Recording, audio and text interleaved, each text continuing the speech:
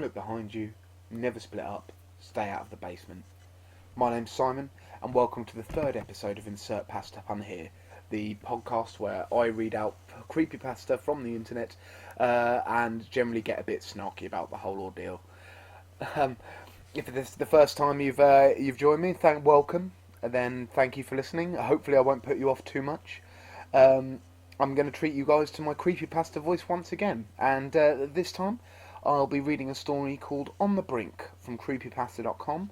It's rated 6.2 from 84 votes, so it's pretty Marmite. For those of you who don't live in England, Marmite is like savoury treacle that people either like or they do not like. Now we've got that out of the way, let's have a look at the story then.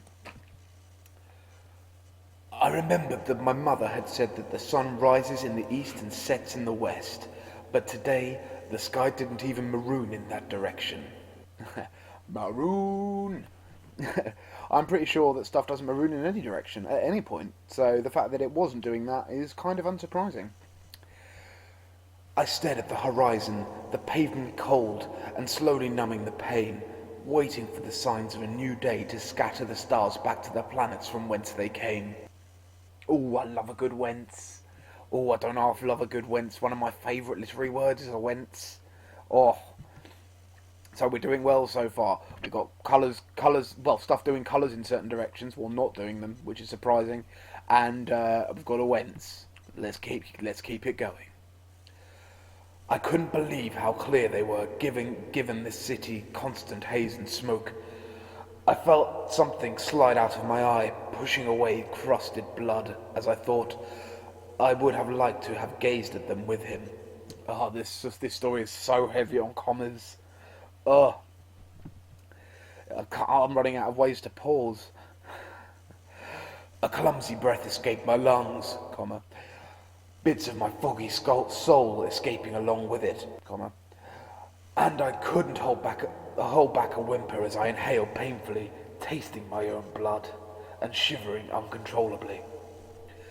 My teeth chattered, taking little sharp bites at my tongue, and a sound started from within my chest and travelled to my mouth, whistling out like an old funeral tune. In my head that's dun dun dun dun dun dun dun dun dun dun dun, but it's probably a little bit less jazzy than that.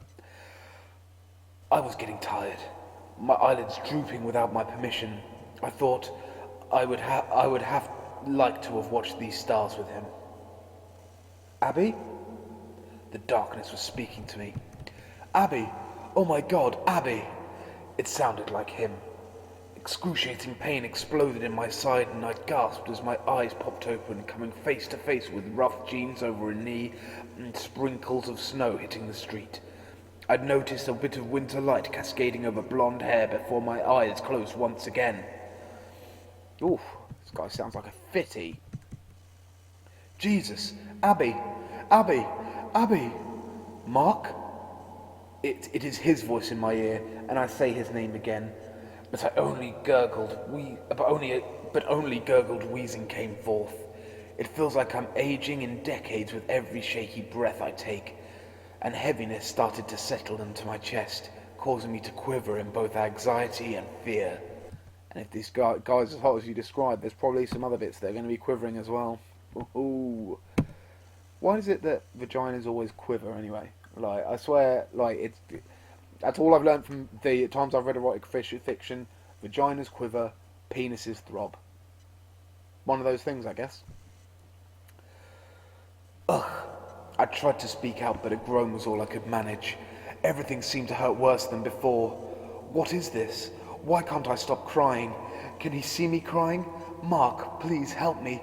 It hurts so much. Don't worry, Ab. I'll call 911. I felt the warmth of human skin on my face, giving me a brief reprieve from all of the hurt, but it was gone like dew in the sun. I didn't want it to leave. I wish I could open my eyes. I wish I hadn't been so full of habit, jogging every morning before dawn, and had just stayed in bed, warm and with him. I wish... God, I'm just filled with wishes today. I tried to laugh, but my chest caved in, and something wet and serious dribbled from my lips. A little sleep, I just need a little sleep to forget the pain for a moment. Just a little. I actually really like that paragraph. Um, I mean, it's actually I really like the arrangement of words that often occur in a sentence. But no, it wasn't too well. It was quite comma heavy, but not ridiculously. And I don't know, especially the I wish I hadn't been so full of habit. That I actually quite like that line. But it's still not especially creepy aside from the fact that this person's obviously been hurt in some way. But I'm curious to see what's happened. A quick, frigid numbness enveloped my body, shaking me from a dreamless sleep. I timidly opened my eyes, only to encounter a blackness so unnatural that it gripped me in terror, and I shut my eyes once again, this time not wanting them to open. I couldn't move. My body was heavy like stone, and I shivered as I could feel the blackness wrapping around me. It was making small sound. What are those sounds? Those sounds are small, is what we've established. Um, I say, this person has left some. Seems to like in leaving significant words out. I mean, I would have thought it was making a small sound would work for me. And earlier on when we had where's it gone? That's it. Given this city constant haze and smoke, the stars have given cities constant haze and smoke. Maybe that's a thing. I've never heard stars that do that. Normally it's the cities that produce that. Right, but let's carry on. It doesn't sound like Mark. No, that isn't Mark. Oh God, that's not Mark. God, what is that? I could breathe easier now, but the heaviness was still there, and the pain. The pain wouldn't leave. Those sounds. Oh God, those sounds were getting closer. Mark, please Mark, where are you? Abby. I stopped breathing and could feel a force trying to pry my eyes open, but I didn't want them to. Don't. Stop. Please. Please. The darkness in my eyes was safe, but if I opened them now, it wouldn't leave. Those sounds, that voice that my name slithered out from would be there, waiting for me in greedy glee. I like a little bit of alliteration for greedy glee. However, voices slither out from somewhere. Stuff doesn't slither out from voices. Well, I've said that now, and I feel bad because I feel like I'm being snarky too snarky even. But no, I'm gonna stick with it. Stick to your guns. Stick to your guns. It sucks. Abby, my dear, open your eyes. Let us see you.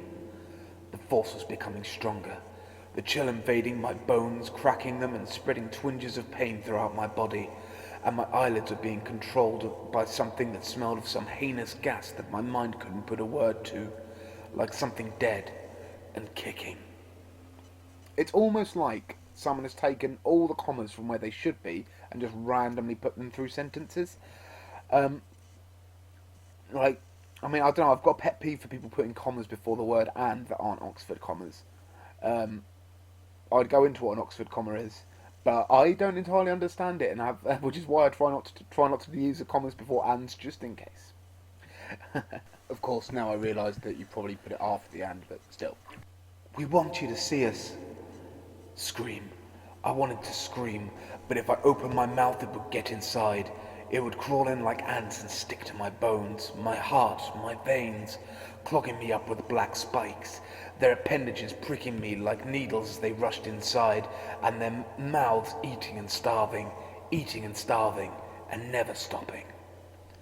My eyelids slowly widened. My eyelids slowly widened, a blizzard breeze crashing into them, blowing away all of the moisture and tears. Abby, my dear, my eyes opened wide. We can see you. Abby. I screamed as my eyes opened, and I struggled as its hand pushed me down. Off, off, off. My voice was croaky, throat caught on fire and screaming for air, and then in my line of sight, warm hands grabbed my face and Mark's green eyes came into view. Turns out she was actually in a club in Magaluf. Probably a wet t-shirt contest. It's the only time I can ever think of a reason why people are going to be shouting off, off, off, off. So or possibly lads, lads, lads, lads. Everyone loves that. Mark? Ab, he said, a relieved smile coming onto his worn face. He looked like he hasn't slept in days. Days. Days, I say! Time, I said, but my voice sounded inhuman, and I looked around waiting to see it lurking in the crevices of the small room, but there was nothing but white walls and a woman in a suit gazing down at me in relief. Mum? Baby. My mum stroked my arm, and I realized that it was in a... Bleh. My mum stroked my arm that I realized was in a cast, and I looked at Mark, his eyes bright and wet. I saw it, I whispered as he furrowed his brows. What? Saw what, Abs? You've been in a coma for 3 days, baby. I didn't feel him stroke my face as his words processed in my head. The pain was there, hazy, but there, and so was this sense of reality. The smell of disinfectant and cleanliness, the sound of an erratic heart beating uncoordinated, the brightness and their warmth. Tears escaped from my eyes and I gripped the fabric of his shirt that smelled of him and not it. I'm alive, I said, and they both nodded along with me, and I could feel reality taking a firm grip at my head. We can see you. I snapped my head to the side, and you can see us. Ooh. Okay, so that one is credited to... I don't know, it's not credited to anyone by the looks of things, so someone decided to keep themselves anonymous. This also has no comments on it, so clearly it was a popular one. Now, what are my thoughts on this now we've got through it? Well, it's not perfect at all, by any stretch of the imagination. It's got ideas in there that I really like, that it never seemed to really follow through from. Like, I'm all for a creepypasta leaving questions unanswered, but the question of, like, what happened to her, I don't know, I mean, when she wakes up, it's like, oh, she's got a broken arm, but then she's going on about how much her chest hurts, crusted blood coming out of her lungs. I mean, it wouldn't have been too much to say she was in a car accident or something, which guessing is kind of what they're going for, judging by the jogging first thing in the morning, that sort of thing. And the creepiness of it. I mean, the stuff that's creepy there. I mean, it's just, it's dark, stuff's coming for you. That's obviously always, kind of creepy, but it just feels like it's never really followed through on it. And so, and it's not really sort of, the fear's not really given any sort of time to percolate or anything like that. So once you get to the whole big payoff of and you can see us, it just doesn't really feel like I care, Like, it doesn't, like, you never really feel like she was desperately scared, just a bit weirded out, and then saying, oh, and you can see us. Well, it's not, I can see why it's a 6.2. I'm going to add my own vote to this, and I'm going to give it a 4. So, it's fine. I say that, it's not fine. There are some good ideas there, but I feel it could have done with possibly being a bit longer, or at least them focusing on different bits, and, learning how to use a comma. Cool. Well, anyway, that's it for now. It's been a nice short one compared to the last one, so I'll leave you guys there, and with any luck, I'll try and get another one up soon. Thanks a lot for listening. My name's Simon. Please, feel free to check out my website, insertpastapunhere.com, where you can find samples of my own creepypasta that you can rip it out of, and if everything goes to plan, I'll probably get a couple of narrations in there as well. So, thanks a lot for sticking with me, and I'll see you guys again soon. Until then, don't say things in the mirror like 3 times, or you'll probably get done.